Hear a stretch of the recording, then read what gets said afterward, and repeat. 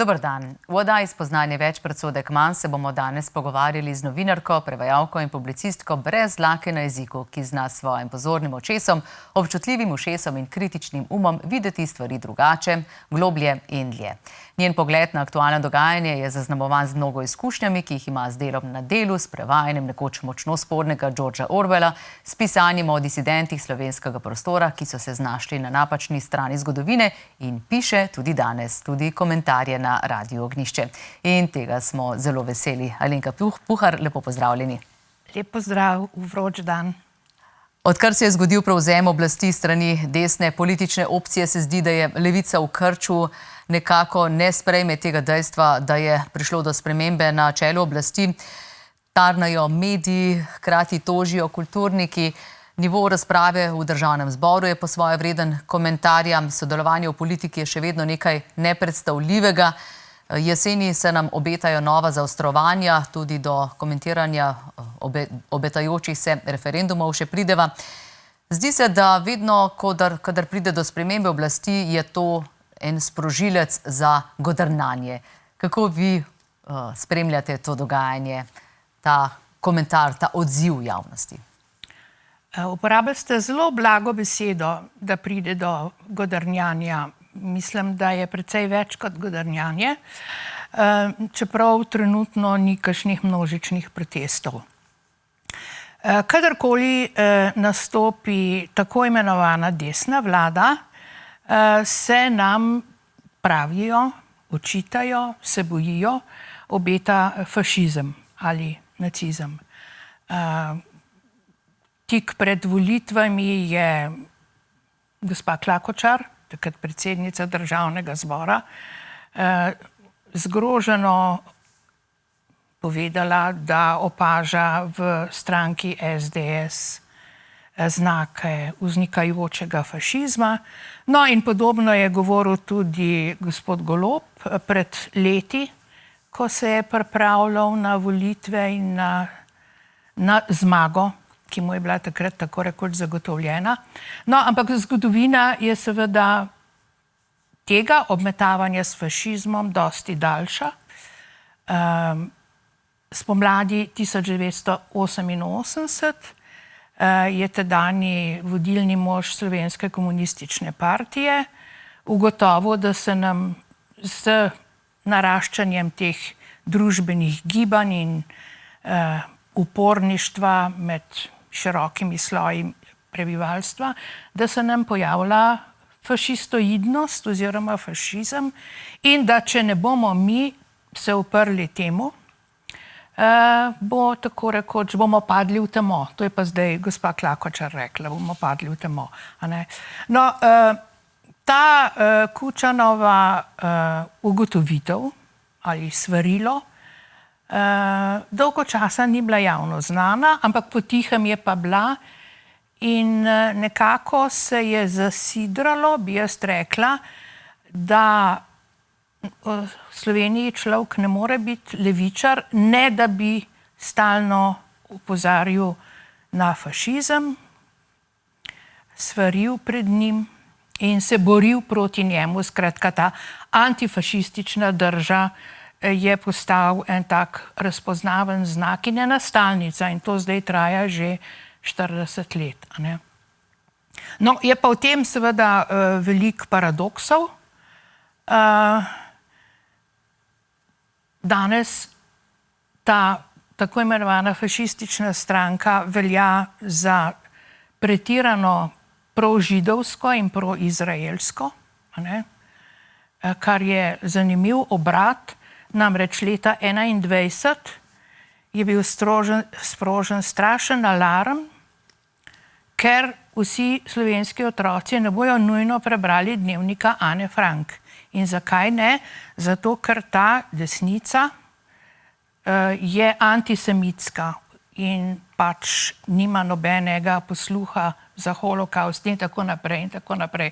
No, zdaj so ta isti ljudje popolnoma obrnili ta očitek, in imamo nenadoma največjega prijatelja Izraelcev in Židov in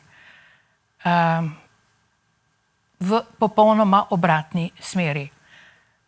ta paradoks je samo eden od mnogih drugih paradoksov, ki jih ta pisana združba antifašistov izvaja v imenu političnih bojev. Kot da ne bi vedeli, kaj pravzaprav fašizem je. Ja, mogoče, veste, jaz se resnično sprašujem, ko poslušam take očitke, a ne, verjetno mnogi resnično ne vejo, a ne. Namreč to znanje o tem, kaj je fašizem in kaj je nacizem in kaj se je zgodilo in iz kakšnih nagibov in s kakšno neizmerno surovostjo, to verjetno danes ni več posebej zanimivo, zlasti zato ne, ker pač ni bilo posneto na kamere in torej ni mogoče kar po telefonu ali na TikToku ali kjerkoli že videti posledic pravega nacizma, ga občutiti v živo, a ne. Tako da je ta domneva, da mnogi ne vejo, zakaj gre, pa vseeno z veseljem uporabljajo to zmerljivko, je na mestu, ja. Računajo, da pač drugi del javnosti pa ve, da je to nekaj slabega in potem se samo na tej preprosti liniji to vzporednico postavi. A veste, pa je to zelo lahek način, kako se doseže neko moralno superiornost brez truda, a ne. Pač izrečeš nekaj ostrih besed iz tega žanra, a ne, in si že nekaj, nekdo. In potem dodaš še, da je to, kar se dogaja, nevarnost za demokracijo. Tako, ja. Ja, to je, glejte, to je eden od teh paradoksov, ne. Ko je Milan Kučan opozoril na to, da se bo zgodil fašizem v Sloveniji, če se komunisti ne bojo uprli temu in skratka ko se je postavil v vlogo, rečemo, svetega Jurija, ki se pač bori proti zmaju, pač ni upošteval enih osnovnih parametrov, a ne. To, da je njegova organizacija in režim, kjer je bil ena vodilnih osebnosti, tako blizu fašizmu kot le kaj, a ne, medtem ko je ta nasprotna stran pač začela zagovarjati pluralnost, svobodo mišljenja, svobodo izgovarjanja različnih mnenj, svobodno trgovanje, svobodno prehajanje mej in tako dalje. Skratka, vse te neštete klasične svoboščine, ki jih je komunizem več ali manj ukinil oziroma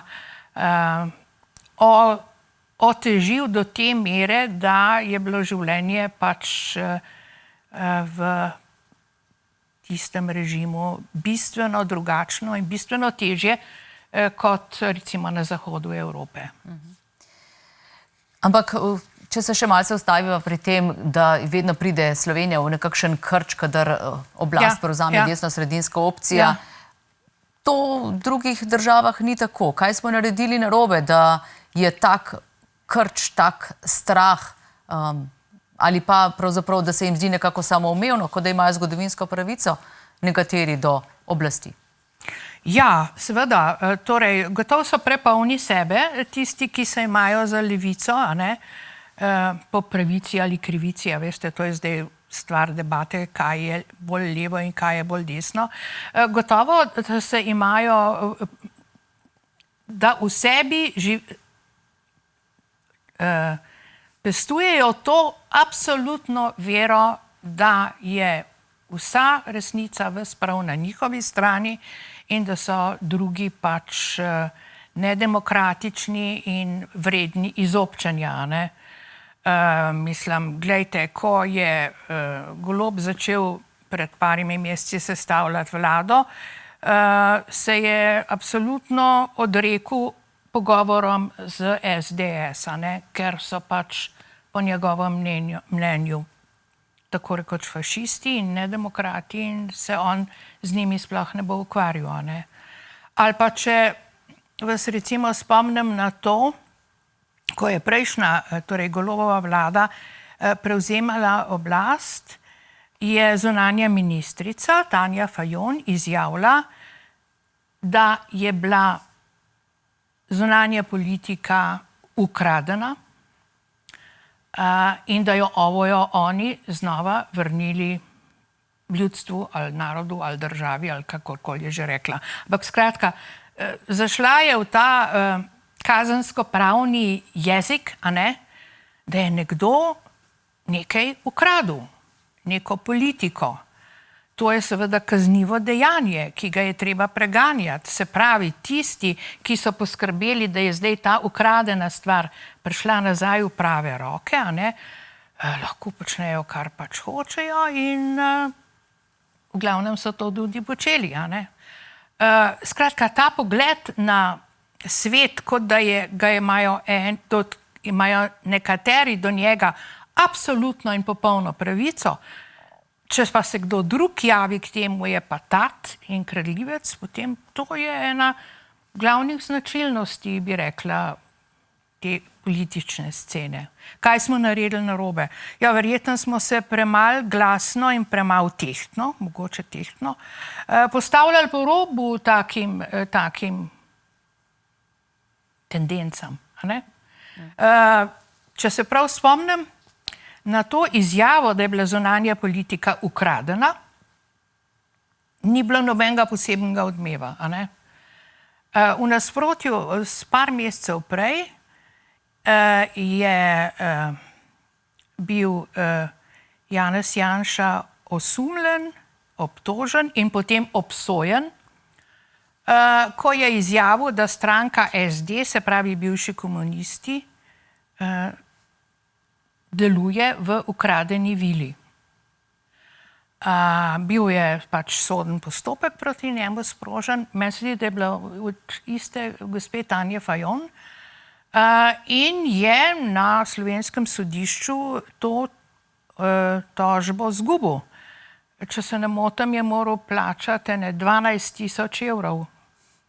Zato, ker je uporabil izraz, da je bila tista vila ukradena. Tukaj smo znova pri enem od teh številnih paradoksov. Tista vila je bila dejansko vzeta židovskim lastnikom. Po raznih postopkih, ki bi jim človek, oprostite, težko rekel drugače kot kraja. In takrat to sploh ni veljalo za sporno, bilo je samoumevno, da novi komunistični oblasti oziroma režimu, ki je uvedlo pač diktaturo proletariata, rečemo, to pripada. Nobenega. Tako da moram reči, da me prav zanima, kako bo zdaj s tem postopkom proti Tanji Fajon, ki jo dolžijo kaznivega dejanja, ne vem, goljufivega postopka pri pridobivanju ene funkcije. To bo zanimivo spremljati. No, ampak kakorkoli, kot sem že prej rekla, ena od pomanjkljivosti v slovenskem družbenem življenju je gotovo to, da se nesprejemljivim potezam, izjavam, govorom ne postavljamo tehtno po robu, mislim, premišljeno, z argumenti. Tako. Ja, če samo o izjavah in govorih, pa so že dovolj močne, da bi lahko polemizirali ob njih, ampak so pa tudi dejanja, recimo, če, kot ste rekli, ko se je tako ravnalo s premoženjem, ki so ga podržavili, meni nič, tebi nič, zdaj smo mi na oblasti, to je vse naše. Podobno lahko bi rekli v prejšnji vladi, ko so ravnali z našim denarjem, kot da je vse njihovo. So, recimo, se zdaj kaže, da imamo po ministrstvih veliko lukenj, veliko napačnih prikazanj tega, kaj dejansko je v državni blagajni, da je tam ena velika luknja. In Nič se ne bo zgodilo. Zdaj ta vlada se mora s tem spopasti. To ugotavljanje teh finančnih lukenj, domnevam, da to počnejo ljudje, ki so dejansko strokovno usposobljeni za pregledovanje teh finančnih zadev. No, te postopke spremajo ogorčene izjave, da ni res, da je to laž, da je to maščevanje in recimo bivša ministrica za kulturo je mirno rekla, da je glavna naloga ministra za kulturo, da pač brani kulturnike in kulturo. Tudi na tak, bomo rekli, nesprejemljiv način, ki povzroča silne finančne luknje, zadolženost in je skratka, če človek pogleda, rečemo, z gospodinjskimi očmi, nevzdržno. Mislim, to se meni, ki sem po gorenjsko narejena in vzgojena, zdi nezaslišano, da človek misli, da lahko troši denar, ki ga ni, kot pijan lord, in da to še potem opravičuje s tem, da je pač dolžan braniti umetnike in kulturo in ustvarjanje. Je za božjo voljo. Kam pa pridemo? Skratka, pridemo v hude finančne zadrege. No? Ja, z novo vlado smo dobili tudi novo vodstvo res na kulturnem resorju. Doktorica Ignacija Fridl Jarc je že prišla do mnogih spoznanj, kako je na resorju delovala Asta Vrečko. Zakaj mislite, da je resor za kulturo bil za Levico tako zelo pomemben? Veste zakaj? To boste pa še videli, ko se bojo znova upirali tej tako imenovani desni vladi. Jaz mislim, da je torej za tako imenovano Levico je zelo pomemben zato, ker ima opravka z najbolj artikuliranimi ljudmi, ki imajo na voljo različne, tudi zelo slikovite možnosti izražanja svojih pogledov in svojih zahtev.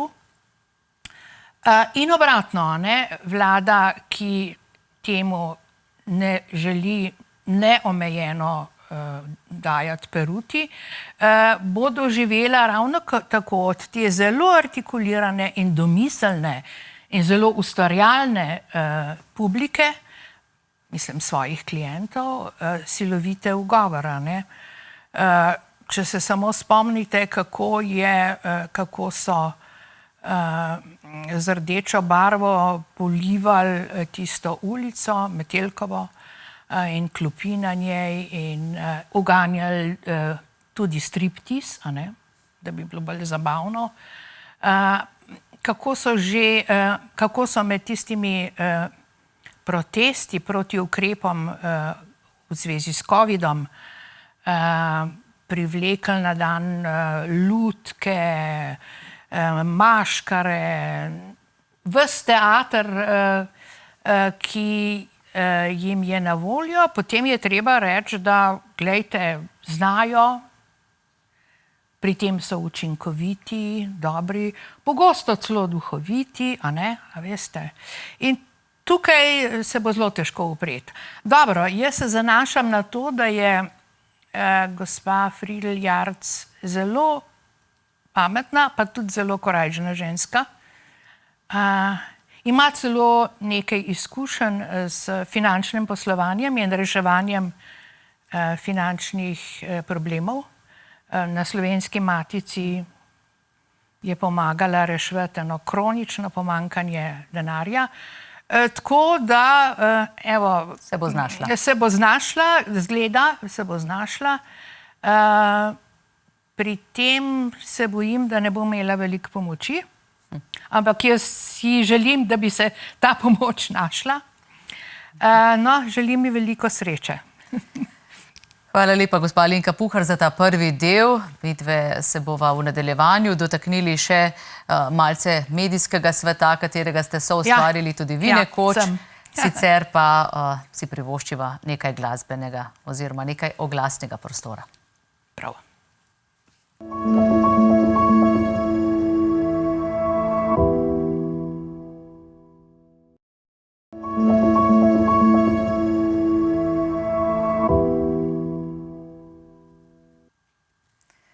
Poslušate oziroma spremljate oddajo Spoznanje več, predsodek manj. Z Alenko Puhar sva že nekoliko načeli aktualno dogajanje in se seveda ozirali tudi nazaj v preteklost in tako bo tudi v nadaljevanju, kajti vaše delo kot novinarke na časniku Delo je bilo tudi eno tako zanimivo poglavje, ko ste nekako orali ledino, če ste želeli malce stopiti k drugim temam, kot so vam jih takrat predlagali oziroma kot so bile zaželjene v tistem času. Kje ste takrat doživljali meje dovoljenega, kako ste krmarili skozi to obdobje, ko ste socializem, o katerem danes ne želijo govoriti sploh, doživljali od blizu? No, teh omejitev in preprek je bilo na vsakem koraku kar nekaj, a ne? Na splošno je veljalo, da so teme, ki so popoln tabu, poslej so pa tudi teme, ki se jih da lotevati z enim rečemo, previdnim korakom, tako tihotapsko bomo rekli, z uporabo mnogih previdnih izrazov, pomanjševalnih, slabšalnih in tako naprej. Teh tem vam lahko naštejem, kolikor bi hoteli. Nimava dovolj dolge oddaje za to, ampak recimo odmevi tega so še danes razvidni na vsakem koraku. Od tega recimo, da nihče noče govoriti o politični policiji v tistem režimu, pač pa bi mnogi radi govorili o tem politični policiji, ki baje prihaja zdaj, odkar se bo GEN-I tudi preiskovalo. Mislim, meni je še zmeraj skrajno nenavadno, da Živ krst ne reče nič o knjigi Temna stran dela, pa Svetla stran dela, in o preprostem dejstvu, da je ves najvišji krog novinarjev delal za politično policijo, to se pravi ovajal svoje kolege in druge ljudi in od tega dobro živel oziroma saj živel boljše kot tisti, ki tega niso počeli. Mimogrede, jaz sem nekoliko spremljala nastajanje te raziskave Igorja Omerze, in vam lahko povem, da sem se velikokrat popolnoma zmotila, ko sem rekla, kaj, a je to mogoče, pa se to bo potres, pa ni nobenega potresa. Recimo, ljubljanski župan Zoran Janković, ki je očitno močno pokvarjena oseba, če se zanesem na vsaj na izjave gospe bivše ministrice in gospe odvetnice, ki sta to izjavile kot nesporno resnico. No, skratka, ta župan ima pod svojim nadzorom mesečno revijo Ljubljana, ki je ustvarjena zato, da se ne približa nobenim kočljivim temam, ki bi vrgle kakšno semco dvoma o spoštovanem gospodu županu. Na čelu te revije sedi gospod Sedmak, ki je v tej temni knjigi Dela predstavljen kot ovaduh, ki je vrsto let delal za Udbo. To nihče niti ne opazi, razen mogoče mene zdajle, vidim, da ste presenečeni. To ne povzroča nobenih pomislekov, nobenega skomiganja z rameni, nobene kaj šele kakšne aktivnosti. Skratka, To je samo eden od mnogih drobnih dokazov, kako na zelo pomembnih mestih sedijo ljudje, delujejo ljudje, katerih glavno življenjsko opravilo je, da cela vrsta negativnih pojavov ne pride pred oči javnosti. Da cela vrsta stvari, ki so recimo kočljive ali celo sramotne, sploh ni imenovana s pravimi besedami. Ampak se to vsi delajo, mislim, vsi, ki kaj štejejo, delajo, kot da se pravzaprav ni nič zgodilo, pa saj ni nič, a ne? To je samo eden od primerov, ne? Ampak recimo, gospod Slavko Fras, ki je bil dolga leta eno vodilnih peres Dela in tudi odgovorni urednik in predsednik Društva novinarjev, a ne, je takoj po demokratizaciji in osamosvojitvi postal dopisnik ene avstrijsko-nemške agencije, tiskovne. Se pravi, človek, ki je bil tako vdan režimu, komunističnemu režimu, da je leta in leta sodeloval z UDBO, je potem postal glavni informator demokratizirane, osamosvojene Slovenije v nemško govorečem svetu. In to, gledajte, jaz sem mislila, da bo to mednarodni škandal, pa ni, a ne? Pa tudi ne bo, a ne? In mnogi se seveda sprašujejo, pa zakaj bi pa bil, se to ni nič tacga. Okej. Še vedno smo očitno se kar udali v to usodo, da tako pač je. Tako pač je, ja, neverjetno. Neverjetno, kako so ljudje do nekaterih potez absolutno tolerantni, medtem ko drugot iz vsake najmanjše muhe naredijo slona oziroma škandal prvega reda. Se pravi, na nek način danes je težje napisati resnico, kot pa nekdaj, ali kako? Ne, to ne bi rekla. Samo metode so se malce spremenile. Ne, to ne bi rekla, a ne.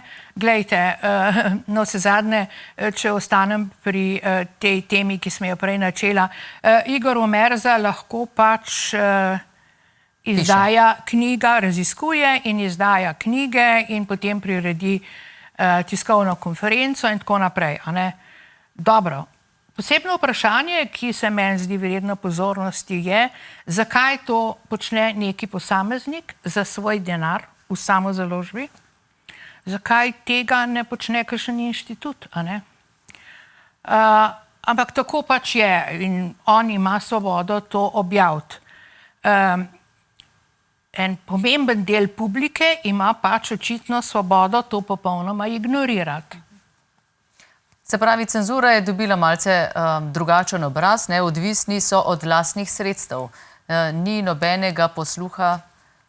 Ja, gledajte, jaz mislim, da živimo v enem svetu, kjer so zelo čudne predstave o tem, kaj je zares pomembno in kaj je manj pomembno.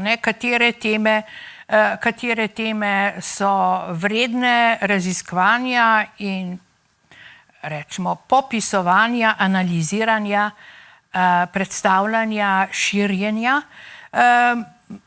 Te kriteriji so dejansko pogosto zelo čudni. Verjetno bova prišle še do kakšne podobne teme področja, kjer je to še bolj slikovito. Ampak to, kar se dogaja z Jankovićem in z temi prevarantskimi zadevami, to je dejansko škandal, ne? Bomo rekli, da je škandal? Ja, midve bova. Midve bova. Kot ste že omenili, jeseni se nam obeta referendum, pa je ne samo eden. Nekako bi zdaj očitno bilo tako, da bi odločali o več temah. Še dobro, s tem se bo vendarle zgodila tudi mobilizacija volivcev. Ampak ja, zanimivo se mi zdi, kako se neki parlamentarni preiskavi pripiše izraz politična policija. Kar še vedno odzvanja povsem drugače v ušesih javnosti. Seveda. Čeprav sploh ne gre za to. Ja, glejte, politična policija je pač najmočnejši izraz, kar so ga v zvezi s tem lahko uporabili in so ga brez najmanjše zadrege tudi uporabili. A ne? In to ljudje, ki bi morali vedeti, a veste, ki so dovolj stari, da vejo, kaj je to politična policija. Dobro, mogoče so že pozabili ali pa, ker so dobro skozi prišli, se jim ne zdi več tako krvavo resno. Jaz sem ostra nasprotnica take zlorabe, tako močne retorike za take zadeve, a ne? Ampak bojim se, da referendum, ki sprašuje, ali ste za to, da se uveljavi ta pa ta člen sprejet dne tega in tega na državnem zboru, a veste, to, mislim, večino ljudi bo gledala v ta stavek in ne bo dobro vedela, zakaj gre, a ne. In jaz ne vem, če se bo dalo prepričati dovolj veliko število ljudi, da tukaj pač politična policija nima kaj iskati oziroma da se ne gre sklicevati na to, a ne. Podobno bo verjetno še s kakšnim drugim referendumom, a ne, kadar se obračamo na najširši krog ljudi, potem bi po moje zastavljena vprašanja morala biti bistveno bolj jasna in rečemo taka, da grejo v ušesa in da jih večina ljudi zlahka razume, na prvi pogled, ne.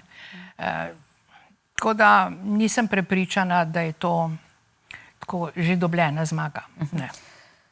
Za kjerokoli drugo stran. Ja, kakorkoli, politična policija, vi dobro veste, kaj to je, ne? Kaj je bila nekdaj. Pa morda zdaj, če naj jo poslušajo mlajše generacije, ki se jim niti sanja ne. Še zdaleč je, ne moreva govoriti, da je to enako parlamentarni preiskavi. Kje vi vidite tiste osnovne razlike med tema dvema pojmama? Parlamentarna preiskava in politična policija. Kot iz svojih izkušenj veste. Ja, glejte, politična policija je bila vzpostavljena v totalitarnih državah, kjer je vladala ena sama stranka, in to so pač fašizem, nacizem in komunizem, ki je imela zelo trdno ideološko osnovo in je ta ideologija bila vsem predstavljena in vsiljena kot edino sprejemljiva. In vsak odmik od tega je bil pač predmet preiskave politične policije in potem predmet ovadbe in obtožbe s kaznovanjem, ki je bilo pogosto izredno kruto, prav neusmiljeno. Prvih 10 let življenja v Jugoslaviji je število teh političnih zapornikov naraslo toliko, kot jih prej 100 let zgodovine ni poznalo. In razmere, v katerih so ljudje prestajali kazen, so bile tako pošastne, da si tega večina ljudi sploh danes ne more predstavljati. In to samo zaradi drugačnega mišljenja. Zaradi drugačnega mnenja. Glejte, mislim, Angela Vode je pač lep primer ene ženske, ki je bila razgledana, levo usmerjena, nagnjena k socialnemu vedenju, k pravičništvu, bomo rekla, ne. In je bila obsojena, mislim, na 25 let zapora za božjo voljo, ne. Za božjo voljo. Ki ga je potem prestajala v nezaslišanih razmerah. Ovajali so jo, preden so jo obtožili in obsodili, ovajali so jo v zaporu in ovajali so jo tudi potem, ko je prišla na tako imenovano svobodo. In podobnih primerov, še hujših kot je Angelin, je veliko, veliko. Ona je vsaj dočakala neko primerno starost. Ja, ona je vsaj prišla iz zapora in imela je dobro sestro in vnak je nečaka, ki sta jo pač preživljala. Znala je tipkati, tako da je lahko potem postala tajnica za božjo volo. No, kakorkoli, takih usod je na tisoče in tisoče. Zdaj, presojati, ali je to enako kot, kaj vem, raziskovanje tega, kaj je Golob počel s podjetjem, ki ne vemo dobro, ali je bilo državno, ali je bilo privatno, včasih je bilo tako, včasih je bilo drugače. Poslušajte, pa to je nezaslišano. Kako je to sploh mogoče priti na to idejo? Če se prav spomnim, je tudi ta skupina, ki je to označila za uvajanje politične policije, uporablja izraz, da prihaja fašizem v deželo in da bomo trpeli pod ne vem kakšnim Škornjem in tako naprej. Poslušajte. To je kot v deželi Alice, veste, ki je padla skozi zajčjo luknjo, kjer pač ne veš dobro, a stojiš na glavi ali na nogah. Polno paradoksov, ki se ti režijo v obraz. Tako da jim je zelo težko mirno in tehtno ugovarjati. Ja, mojstrsko izpeljajo preobrazbe besed z drugačnim pomenom. In dejansko so izredno iznajdljivi, iznajdljivi v najdevanju teh učinkovitih pristopov. Mene recimo trenutno najbolj preseneča, zadnje čase, najbolj preseneča, kako so lahko celo Georgea Orwella uporabili za ta namen. A veste, nenadoma so se spomnili, da je pravzaprav ta historičen pristop do Orwella omejujoč, da je treba, da ljudje to aktualizirajo. In je Roza, ki je duhovit človek, prišel na misel, da pač bi živalsko farmo poslovenil in da bi ta spopad živali s človekom pravzaprav označil oziroma spremenil v prestop iz socialistične Jugoslavije v osamosvojitev. Tako da imate nenadoma predstavljeno to zgodbo, kot da so vodilne svinje, oprostite prosim, ampak tako je, to so zdaj citati, pač osamosvojitelji. Oni so v tej bitki premagali svoje nasprotnike in zdaj živijo na račun podložnega prebivalstva in se mastijo in približno tako kot možina v tisti znameniti pesmici od Svetlane Bekaroviča. Ampak skratka, ta svet, ki ga je Orwell orisal, je zdaj postavljen na glavo in zdaj so najgrši tisti, ki pač so zmagali v vojni za Slovenijo in za osamosvojitev. In znova lahko govorimo o zlorabi kulture v politične namene. Mogoče, gledajte, to ste vi rekla, ena strokovna komisija je bila tako navdušena na to aktualizacijo, da je to dala v Rastočo knjigo, Rastams knjigo, kako je? Rastams knjigo, ja. In je skratka ena cela generacija teh fantov in deklet zastonj dobila to darilo in to interpretacijo sodobne zgodovine. Več kot 22,000 izvodov je bilo razdeljenih mladim ljudem, da bojo vedeli, kdo je pravi prasec. Gospa Alenka Puhar, kot rečeno, brez dlake na jeziku, bodi to dovolj za drugi del oddaje.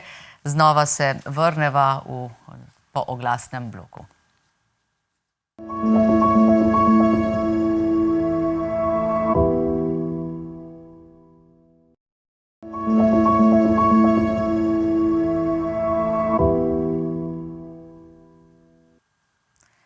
Smo nazaj v oddaji Spoznanje več, predsodek manj in danes gostimo Alenko Puhar, prevajalko, publicistko, novinarko. Omenila sem že, da pišete tudi komentarje za Radio Ognjišče, ampak takrat, ko ste začeli prevajati Georgea Orwella, ste pa kar marsikomu stopili na rep oziroma marsikomu ste pomenili trn v peti in pravzaprav ta Orwell vas nikakor ne pusti pri miru.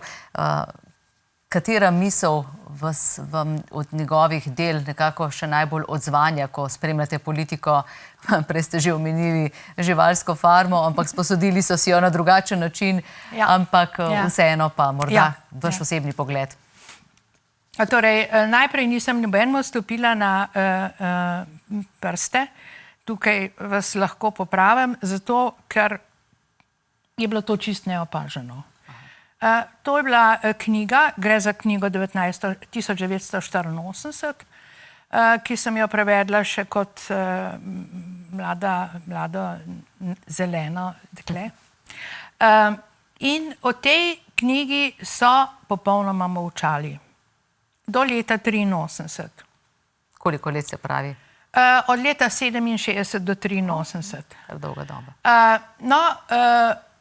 Niso jo razumeli, verjetno. Jaz mislim, da so se zlahka, brez posebnega truda naredili neumne.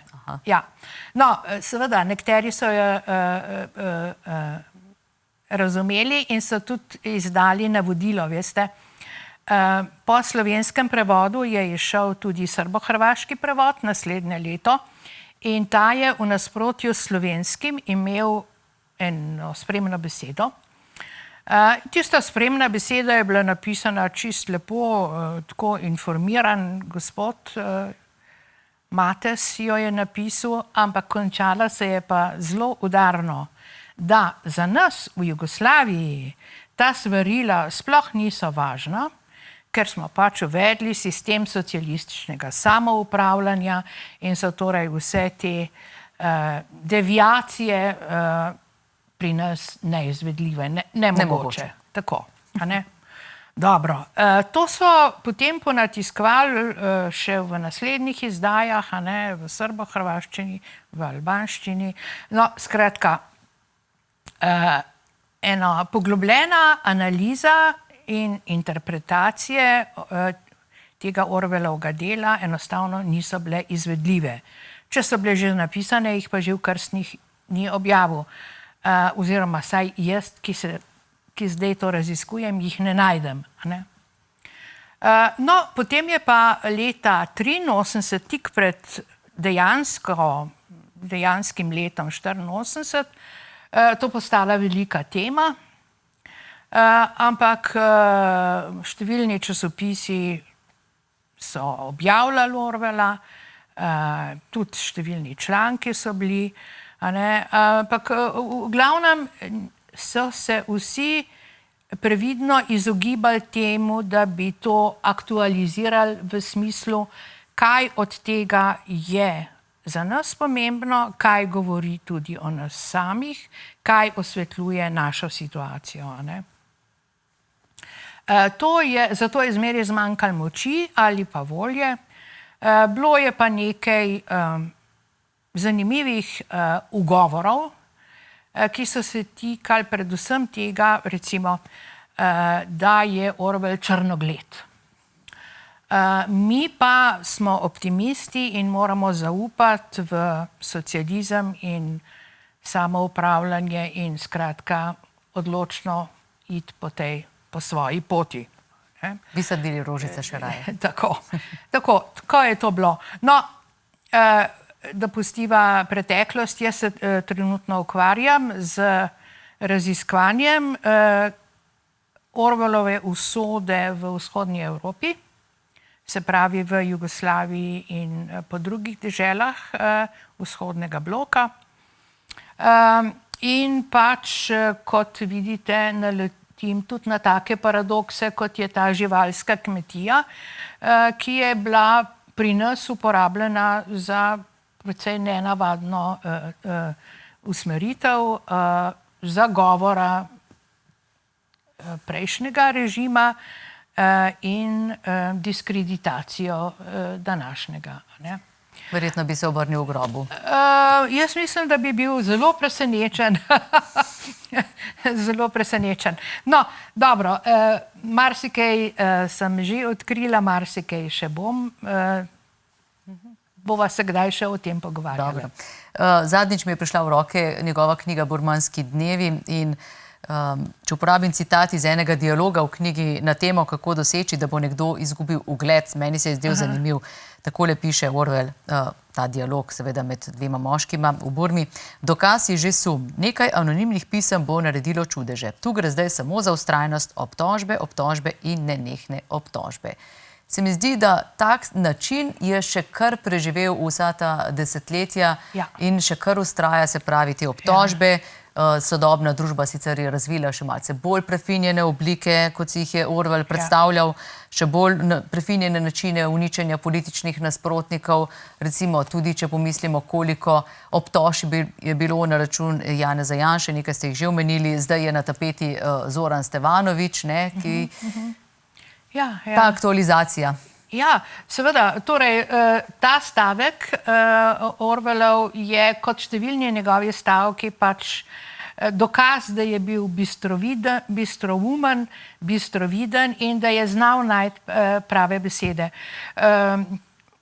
Popolnoma drži, a ne, če se par ljudi odloči, da bo zasledovalo tak in tak cilj, z dobro plasiranimi sumi, insinuacijami, obtožbami, lahko dosežejo izredno veliko. Jaz lahko samo rečem tisto, kar sem že prej, da se je pač treba temu postavljati po robu, prepričljivo, ampak da je to očitno bistveno bolj težko, kot smo si predstavljali. To, kar se dogaja zdaj v zvezi s tistim nesrečnim poslancem, ki pač ni plačal svojih delavcev, je po mojem mnenju sicer zelo grdo, ampak po dimenzijah ni primerljivo s številnimi drugimi enakimi prekrški, med katerimi je gotov Zoran Janković kraljuje na prvem mestu, ja. Ampak njega pač šparajo, maskirajo,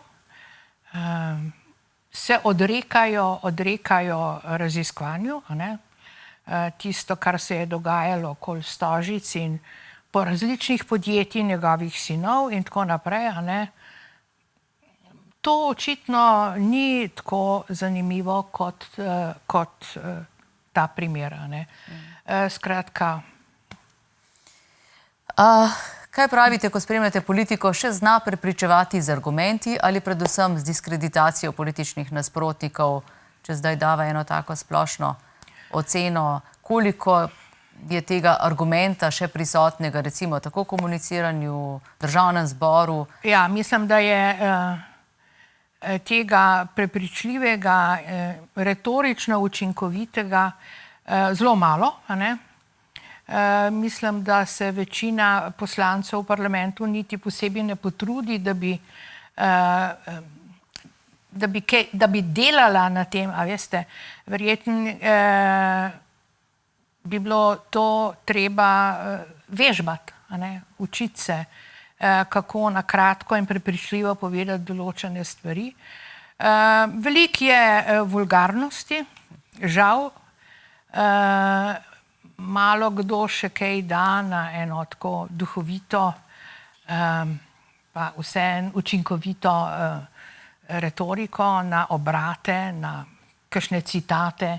A veste, marsikaj, kot ste že beroč te burmanske dneve ugotovili, marsikaj se najde, kar je bilo že povedano, pa pač, če se ne prebere in ne citira, pač uide, a ne. In se potem mogoče najde, pa je okarakterizirano kot napad. Če se spomnite tistega Partljičevega stavka o svobodi, a ne. Zdaj imamo svobodo, zdaj moramo paziti, kaj govorimo, a ne. Iz tiste njegove igre. Jaz sem bila prav presenečena, kako so planili proti tej uporabi tega citata, samo zato, ker jo je, ne vem, kdo jo je, Nova Slovenija ali SDS uporabil, a ne, v svoji kampanji, a ne. Kot da bi so citati, ki jih smejo navajati oziroma si z njimi pomagati, samo določeni ljudje, ne. To so tisti, ki niso ukradli politike, ne. Ampak mi, ki smo do nje od nekdaj upravičeni in imamo vso pravico, ker smo baje na pravi strani zgodovine. Gospa Alenka Puhar, zdaj, če se še malce ustaviva pri stanju naše demokracije nasploh, pri tem, kakšno moč ima danes volivec, pri tem, kakšno moč ima tudi nekdo, ki se poda na pot politike, se pravi, da bi se vendarle aktivno udeležil. Kaj naj bo v ospredju? Zdaj, recimo, ene volitve so za nami, ampak vendarle s to svojo zgodovinsko izkušnjo, s tem svojim dolgoročnim pogledom nazaj, imate verjamem, en tak nabor, kaj bi moralo biti politiku v ospredju, ko se poda na to pot, pa kje zataji ponavadi. Veliko govorimo o korupciji, veliko govorimo o teh stranpoteh, ampak vendarle. No, veste, zanimivo gotovo je to, da se pri korupciji zmeraj navaja predvsem denar oziroma višina plače, a ne. Nekako se ustvarja vtis, da je to najvažnejši element skorumpiranosti oziroma pokvarjenosti. Jaz mislim, da ni tako in ne razumem dobro, zakaj ljudje tako slepo vztrajajo pri tem. Imeti oblast pomeni imeti besedo in pomeni moč za določena dejanja. In to je tisto, kar po moje mnoge ljudi primami v tem, ko se grejo politično kariero, a ne, ko jo nastopijo.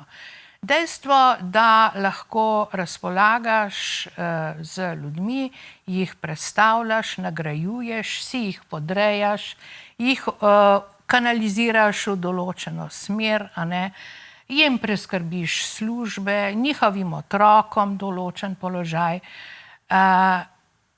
In to predvsem za en ozek krog ljudi. In na ta način se potem ta smetana družbe, a ne, kot je rekla tista, je bila to tista odvetnica, ne, da je pač Slovenija ena majhna država in ko se enkrat, ne, to je bila Dominika Švarc, ja, ko se enkrat v tem krogu, a ne, najvišje, je to ena majhna družina, samo pokličeš telefon in zvoniš telefon, dobiš to, dobiš ono. Vse je nenadoma izvedljivo. Za nekatere. In zaradi tega, ker si del enega določenega kroga ljudi, ki jim potem pač vračaš usluge na ta način, da, no, da povem na kratko, to družino bi bilo dobro zelo, zelo povečati. Da bo torej, da se bo dalo boriti proti korupciji in klientelizmu. Tako. če je številčna, potem se ne da poskrbeti za vse, ampak Ja, gotovo je veliko močnejša, več šans ima, če je akterjev več, a ne? Če prispevajo svoje ideje k temu, kaj ima prioriteto in kaj ne, kaj bi bilo dobro ukreniti, kaj pa lahko počaka in tako dalje in tako dalje. Kako pa se počutite, ko nas čaka jesen, recimo, ko bo znova se bolj razplamtelo na tem političnem parketu? Kakšna so vaša pričakovanja? Greva sicer proti koncu oddaje, tako da morda na kratko. Jaz mislim, da bo še bolj vroča, kot je to poletje. Še bolj vroča. Jaz mislim, da nas čakajo hudi konflikti in domnevam, da se tako imenovana levica, čeprav velja za poklapano in razbito in tako naprej, intenzivno pripravlja na to, da bo parirala in ugovarjala na vsakem koraku, za vsak ukrep posebej in to ne na džentelmenski način. Veliko nožev v hrbet, komorkoli? Jaz to mislim, da bo tako, ja. No. Tako. Upam, da vendarle ne bo tako črnogledo, ampak vseeno hvala lepa, gospa Alenka Puhar, za obisk v našem studiu. Za vse te vaše iskrive misli. Uspešno se poglabljajte še naprej v materijo, ki vas tako zelo nagovarja. In da bomo tudi imeli kaj dobrega prebrati z vaše strani. Se bom potrudila. Hvala lepa. To je bilo vse v današnji oddaji Spoznanje več predsodek manj. Spremljajte nas še naprej, ostanite v naši družbi.